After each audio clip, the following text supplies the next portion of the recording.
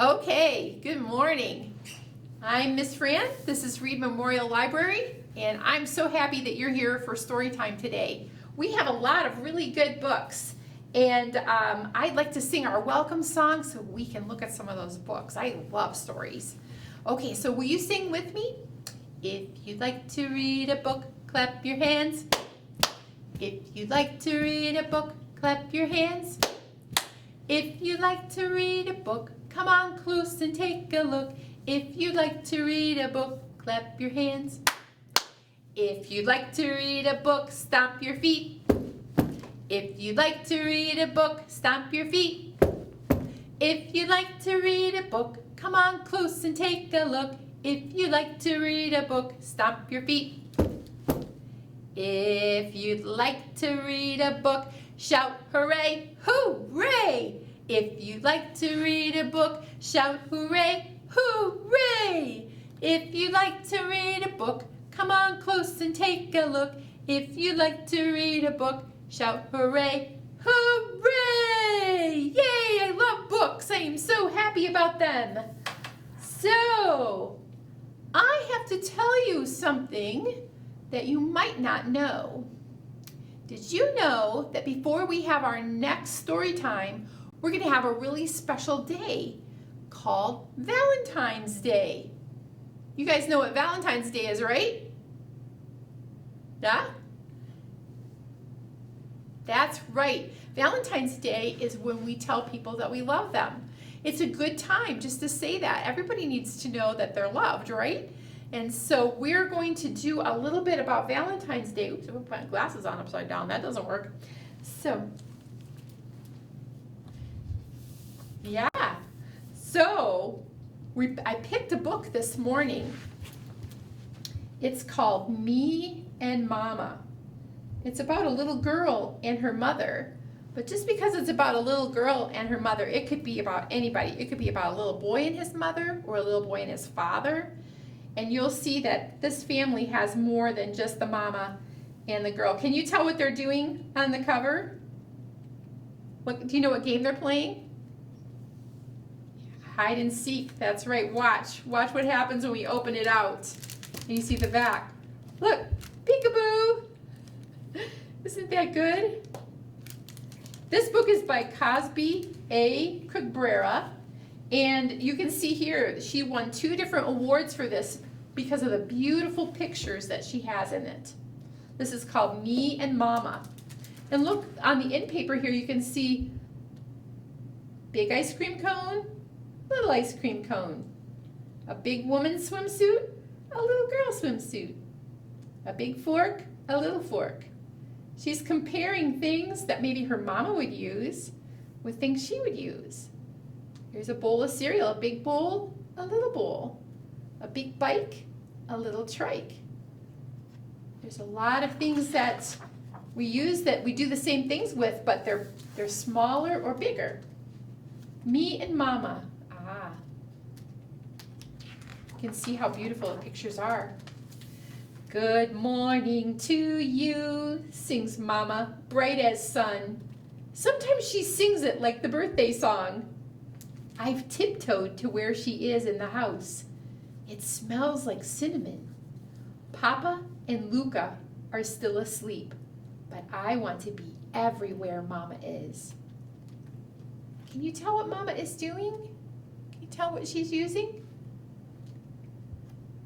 She's sitting there at her sewing machine. It looks like she's making some kind of a beautiful dress. I put my nose to the window. My breath makes a cloud inside. The clouds outside are wearing shadows. The wind is painting the outside window with beads of water. It's raining, I say. The perfect day for boots and puddles, says Mama. Bathroom first, she says. Then water, I say. This is Mama's cup. Sometimes I take a cool sip, but I have to be careful because her cup is breakable. This is my cup. Mama's cup goes clink, clink with a spoon. My cup goes duh, duh. Clink, clink, clink, duh,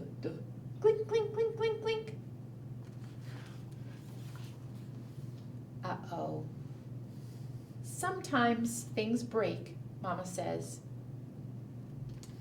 This is Mama's toothbrush. This is mine. I get less toothpaste. Round my teeth with little circles, Mama says. Round my teeth with little circles, I say.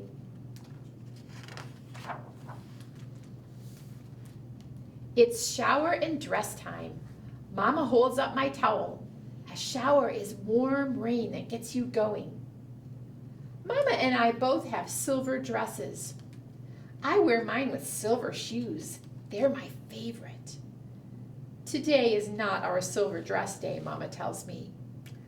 I put my silver dress back on the hanger and pick the plaid pants instead. Comb hair, says Mama. She points to my chair. I'm hungry, I say. Mama thought of this ahead of time. She has warm oatmeal in the pot. This is Mama's bowl. She likes berries. This is my bowl. I like bananas. Comb hair, Mama says again. I don't want the bumblebee barrette. I don't like the bumblebee barrette, I say. Mama closes her hand. She knows I mean just today, so she gives me the blue barrette. Comb hair, I say. She's combing her Mama's hair.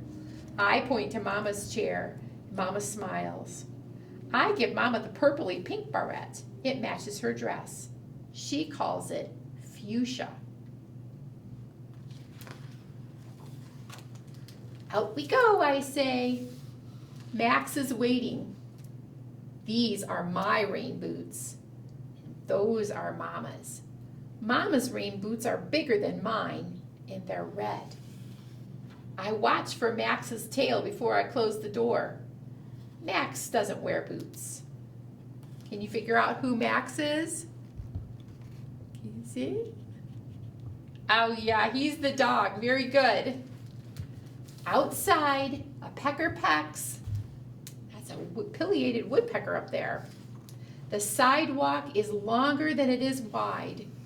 I love the grass that grows in the in-between. It's moss, Mama says. It's velvet, I say. A hole is where a branch was, and nests are left behind. They're left behind in the winter. Some things don't let go, but for what? The stores are just boxes filled with people. We sing out loud to the sky. Sky is taller, taller than the trees. Mama says a song is made of highs and lows.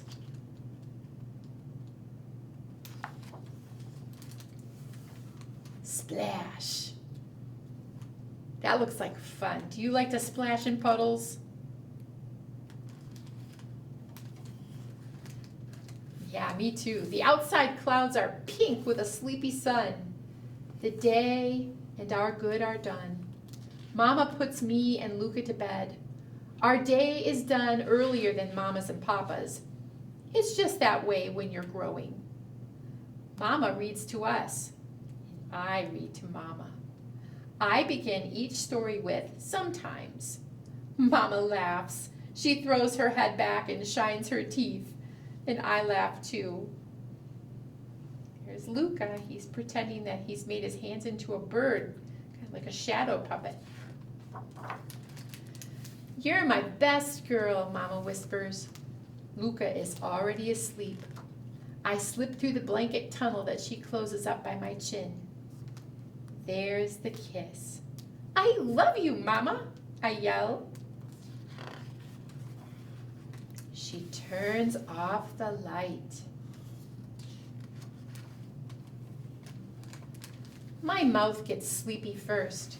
The walls are dark except by the window where the stars are hanging. I close my eyes and I let the day spin me some pictures. There's Max and Luca and Papa. Mama's laugh and tree holes and tall songs and mossy velvet as green as grass. and full boxes and a blue barrette and a whole cup and a beaded window and warm indoor rain. Oh and oh. And then there'll be me and Mama. That's the end. That's a sweet story about a girl who just likes being with her mama. It's fun to be with a parent and do some things that you enjoy. They went for a walk together. And sometimes we go outside and play together. Sometimes we just spend some quiet times together. So, all right. So we have some crafts today that have to do with Valentine's Day. So we'll get to that in a minute so that you'll have a way to say, I love you. All right. So, and here's another way that you can say, I love you. Okay, everybody can see me? Put your hands together just like this, okay? Pretend like they're matched, they're a pair, okay? I put my hands together. This is how I start. I bring your thumbs down. Can you bring your thumbs down like that? So you're making kind of like yeah, this is called a diamond. I curve my fingers right down and I can make a heart. Did you do it? So when you get your fingers up like this, you got your thumbs down, yep, everybody's got that, then just curve your fingers down and you can make a heart. My grandson sometimes makes this to the little girl that he likes on the playground. So she will know. Okay, let's try it again. I put my hands together. This is how I start. Bring your thumbs down. So you've made like a diamond. Curve my fingers right around and I can make a heart. So when you go by someone today that you love, you can do that. Put your hands together, pull your thumbs down, curve your fingers right around, and you can let them know this is how you feel without even saying a word. All right, that was good. That's hard, isn't it? It's hard to get your fingers to work. Okay, these next two books, you guys are going to have to use your thinking. They are called mysteries. Does anyone know what a mystery is? Do you know what a mystery is?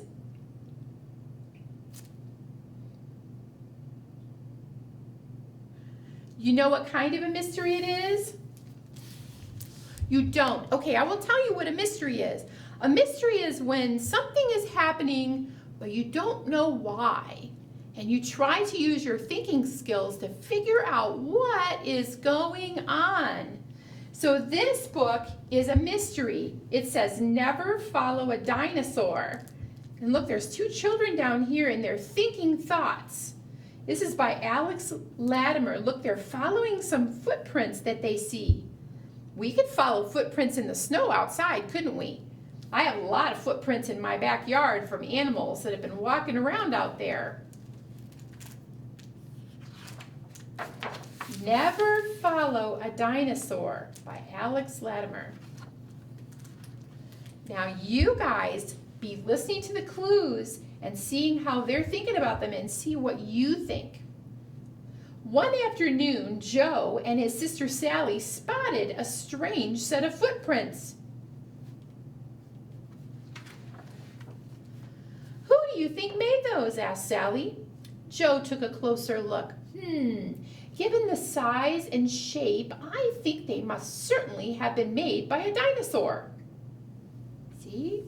And they're thinking, they're imagining, that would be what the dinosaur looks like. It's got funny little duck feet for a dinosaur. They followed the footprints to Willoughby's bowl. It was empty. Willoughby doesn't look happy. It must be a very hungry dinosaur, said Sally. It's eaten all of Willoughby's food.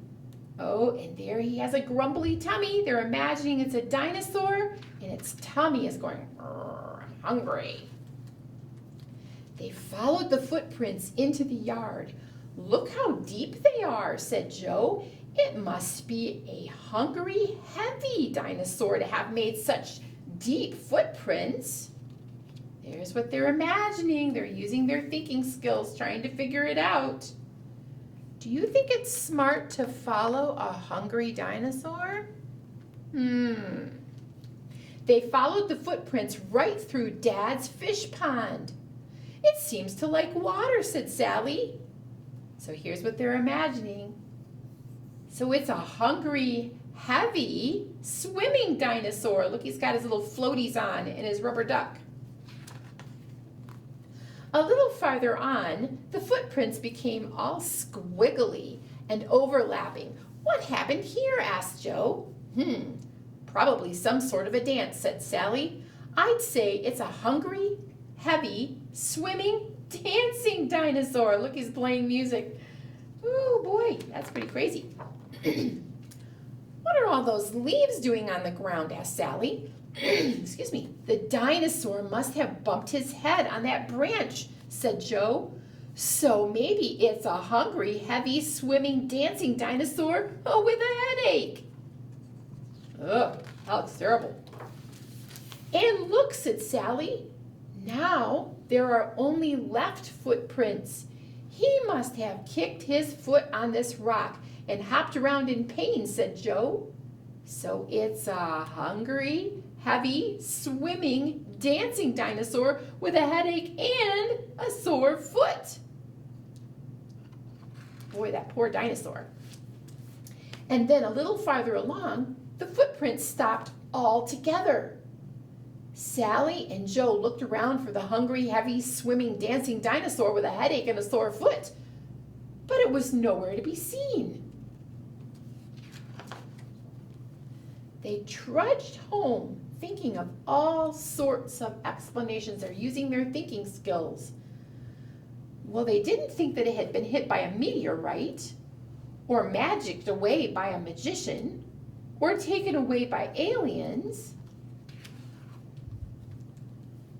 You should never follow a dinosaur, said Mom when they got home, especially not a hungry one.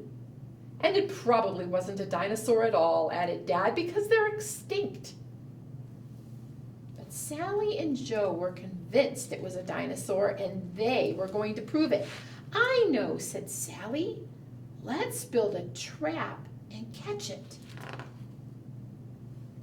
So they spent all afternoon drawing and planning and building the perfect dinosaur trap. They have a sign that says, "This way for cat food, music for dancing, bath for swimming, a bat to bump your head." This is our dinosaur trap, a deep pit with a rock right here to trip on, and there's the cat food. When they were done, they set the cat food in place and they left everything out overnight. The next morning, Sally and Joe ran out into the yard to check their trap. The bait was gone, and there were footprints leading right to the edge of the pit. But when they looked into the hole, there was no dinosaur. How did it escape, wondered Joe. It's not as though it could fly. But what if it can, shouted Sally. What if it's a hungry, heavy, swimming dinosaur with a headache and a sore foot and wings? Sally and Joe looked up into the sky, and there, flying above them, was the dinosaur. It looked very hungry indeed. "Uh-oh," said Joe. "Run," yelled Sally. But in no time, the dinosaur had scooped them up off the ground. "Oh no, do you think the dinosaur is going to eat them? He's very hungry. You can see his tummy is rumbling." "Burp," he says. "Uh-oh, the cat is worried.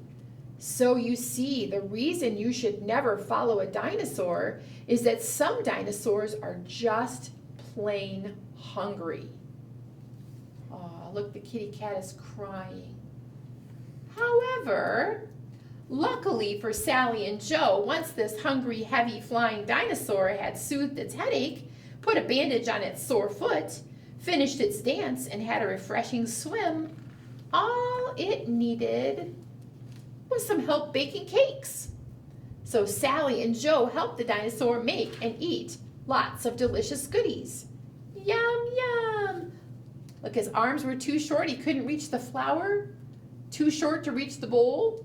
When he broke the eggs, they wouldn't go in the bowl, and so he needed help. Look at all the yummy things he made with the kids, and then he wasn't hungry anymore.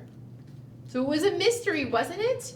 We couldn't tell what was making the footprints, but they used their thinking skills, and they were able to figure it out. I don't know about you, but if a dinosaur was leaving footprints in my house, I would run the other way.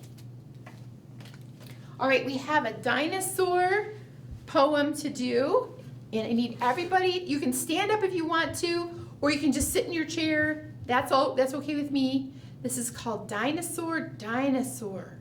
Okay, put your hands behind your back. Those are your two dinosaurs. Dinosaur, dinosaur, where can you be? Hiding behind me where I cannot see. Now I see one.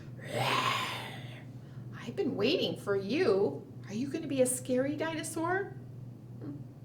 Okay, good, because otherwise I'm going to run away. And here comes another one. Now there are two. Are you going to be a scary dinosaur? Oh my gosh, no. Okay, he won't. All right, now there are two. Dinosaurs, dinosaurs, a great giant pair. I cannot believe you were hiding back there. Can you imagine having a dinosaur behind your back? Let's do it one more time, okay? Dinosaur, dinosaur, where can you be? Hiding behind me where I cannot see? Now I see one. I've been waiting for you. And here comes another one. Now there are two. Dinosaurs, dinosaurs, a great giant pair. I cannot believe you were hiding back there. I cannot believe you were hiding back there. That's a pretty big thing to hide behind your back. I cannot believe it. That's right. Okay. It sounds like one of my friends has really scary dinosaurs at his house. So you're going to have to tell him to go back and hide back there, right? Okay, this is our last book for this morning, and this is another mystery, only it's not about dinosaurs. This is about missing mittens. Let's see if you can figure out the mystery. We did pretty good with the dinosaurs. Missing Mittens by Stuart J. Murphy. Illustrated by G. Brian Carras.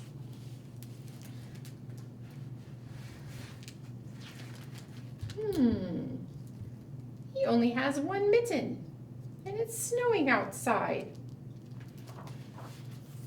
Missing Mittens. I'm sorry, I keep moving it. Farmer Bill was shivering. Snow was in the air. He looked out on the stormy day and wondered what to wear. Long underwear, said Bill, and my brand new coat. I'll get my hat and scarf and earmuffs, but I'm not ready yet. Where are my two mittens? Only one was there. Just one odd mitten by itself? One mitten is not a pair. Where's the other one? I want you to notice what color his coat is, that it's green and yellow plaid. You'll need to know that later on. Bill went out to milk his cow as cold as she could be. They looked for her 4 mittens, but there were only 3. If you look, she's got boots on her feet, and the mittens are on her udder. Oh, that's silly. Oh, wait a second. Here's a clue. Look who's looking through the window. Can you tell who it is? Yep, it's a goat. Only 3 odd mittens. They couldn't find one more. Any cow needs more than 3. She needs an even 4. What is happening to these mittens? There's the mystery. Next were his 3 chickens. They were huddled in their pen. They wished they had 6 mittens, 2 mittens for each hen, 1 for each foot. 1, 2, 3, 4, 5, 6. Can you see that there's a couple of mittens that are hiding in the hay? Like each chicken has on 1 mitten. There's another one. There's number 4. There's number 5. But there's no number 6. Bill looked and found 5 mittens, but they really needed 6. Without an even number, 1 hen was in a fix. Aw, look at this hen isn't going to have any way to keep her foot warm. Bill went to see the horses. Both were shaking in their stall. Each needed 4 warm mittens. That's 8 mittens in all. 1, 2, 3, 4, 5, 6, 7. Uh-oh.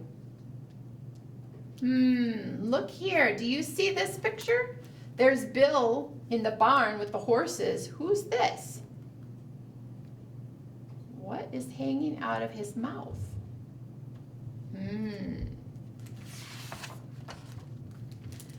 But there were only 7 mittens. 1 horse would catch a chill.